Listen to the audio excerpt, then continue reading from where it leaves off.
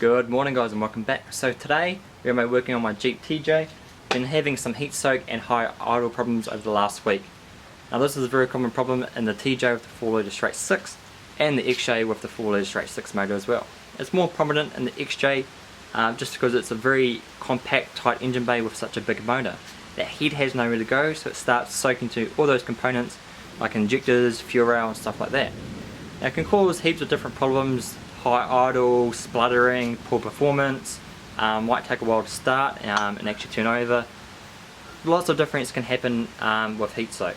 Now I've been having high idle, it's been running a little bit rough, still running pretty good, but it can be much better, better performing, better fuel economy as well. So a couple of different things that people have been doing in the past is bonnet vents and stuff like that. It's great if you're out moving and that heat's actually circulating and that wind from the front is actually pushing the heat out through the vents. But I do daily drive my Jeep and that's where some of the problem has been occurring, because I've been sitting at lights and that heat is just soaking straight up into the fuel rail and injectors. Now Jeep, for some reason, designed the motor that the exhaust manifold is directly underneath the intake manifold, something that's supposed to be cold. So we're running into these problems with heat soak. It's a common problem, but there are some easy fixes. So there is a company that actually makes a kit, sort of like what we're going to do today. It's $56 plus $15 shipping to Australia, plus I would have to wait at least 2 weeks for it to actually come in. Now I'm trying to get this problem fixed as soon as possible, just so my Jeep runs better, get better fuel economy, stuff like that. So I went down to my local auto parts shop and picked up some heat wrap. Now most people would probably use this to wrap exhaust and stuff like that to try and keep heat out in those components. You can actually use this to keep heat out instead of in, which we'll be doing today. So the idea is that we'll be wrapping the fuel rail up and we'll be using cable ties to secure the heat wrap to the fuel rail, and that will stop any heat coming up and staying inside that fuel rail. So should be simple fix, minimal tools will be used. All I've had to do was take the actual intake pipe off, which is pretty straightforward, and yeah, we're just going cut the actual heat wrap up, just wrap it around the fuel rail maybe twice and cable tie that up, and hopefully we get some good results. So I'll set you up on the tripod and we'll run through the different steps and what I'm actually doing. Alright, so I'm going to start at the front here. I've already cut my first little section of heat wrap there. It's actually really easy to cut. I thought it'd be quite hard. So I'm only cutting small sections at a time. I'm going to wrap it around the actual fuel rail itself and just use a cable ties to connect it on and make sure there's no gaps for that heat to actually soak in.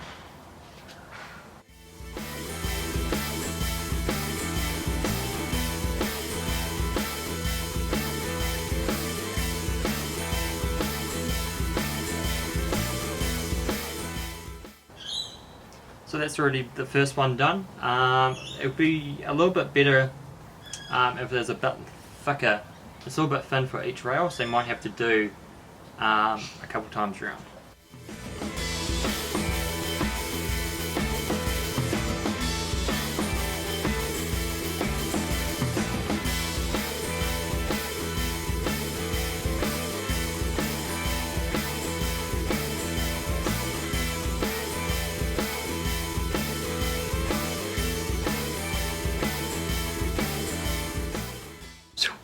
Alright, so you've just seen I've just gone along and cut small sections. I recommend cutting that heat wrap on the board to get a nice straight cut and doesn't pull any of those fragments inside the heat wrap itself. So I've just cut into small fragments, probably about 10 centimeters long, and just wrapped it twice around the actual fuel rail itself and just used 2 cable ties to secure it tightly. So as you can see there, so it looks a little bit rough at the moment. I've got to go along and cut the tails off these and tidy that up a little bit. Now I was going to pull these little brackets off so I could just wrap around the back of them, but I don't. It's a 10mm socket. I don't actually have a 10mm long socket because it's got these long little threads on them. I don't have a 10mm long socket on me, so I can't get a spanner on it to try and pull it off, and I don't want to round those nuts. So during the week I will pick that up and I'll be wrapping the extra little parts on that to make it a lot better. but really I was concentrating on these parts here. See where these gaps are in the intake manifold? Got one there, one behind this little sensor here. I will be doing a reflective tape on the back of this because the heat will be coming straight off that manifold through that gap behind this. I'm pretty sure that's your idle control valve. Pretty sure that's it there. There's another gap there and a gap at the back there as well, which I still need to wrap. So those are the really main points that I was focusing on to get that well wrapped, so the heat disperses away from it and doesn't actually soak in when you're sitting at the lights and say you're four wheel and going slow and there's no breeze, there's no wind coming through and pushing that hot air out of the engine bay. So that hot air will be just rising up and soaking straight into these components here. So I've also wrapped the injectors. I did that earlier on, but in that gold reflective tape that I think I mentioned earlier. I've got a video linked up there if you want to check that out. I did the injectors, I also did the intake manifold to disperse heat away from parts that should be cold. And that's when we run into these sort of issues of heat soak and all these sort of problems that just are niggling little problems that can cause issues. But it's small things like this that really help to resolve those problems. But really, small things like this, not allowing that heat to actually soak into the injector rail itself. So I need to take that bolt off, this bolt here, and this bolt at the back, and that fuel rail will actually come off, and I'll be able to wrap these smaller parts. But unfortunately, I don't have that tool on me today, so I won't be able to do that in this video. But this is just showing you guys that just small, cheap fix. So all up, I should have said the price at the start, because we all love to know how much things cost and how much these small projects are going to set us back. So for the heat wrap itself, it was $31 for, I think it's like 4 meters. So I might be able to do sections of the exhaust underneath the actual manifold itself to try and disperse that heat further down, so it doesn't actually soak up into the manifold itself. Later on, when I get another project car, might do a Jeep. Well, I will be doing a Jeep, won't lie. I'll be doing more work on the TJ because I won't be daily driving it. So I'll be able to take the actual intake manifold off, heat seal that, and also heat wrap the exhaust manifold as well, and do a nice proper job of it. So that'll be in a later video stage. I'll be doing that. So in this one, this is just a nice, cheap, easy fix that anybody can do at home.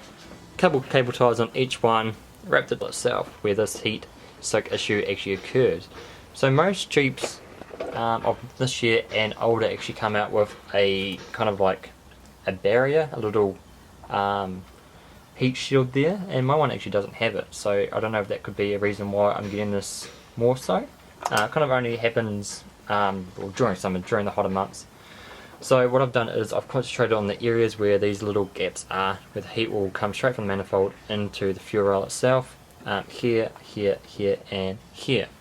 Now we'll go along later on in the week, actually take the manifold off and wrap these parts here. I don't have a long 10mm socket on me at the moment, so I need to take go buy one and take this off and just do these sections here, just make sure I don't run into any more issues. So that's pretty much it. Really happy with the, well, I need to tidy this up, cut those tabs off, just wrap it up a bit tighter, but it doesn't look too bad. It's in an engine bay, you're never going to see it, nobody is going to see it unless you're working on it.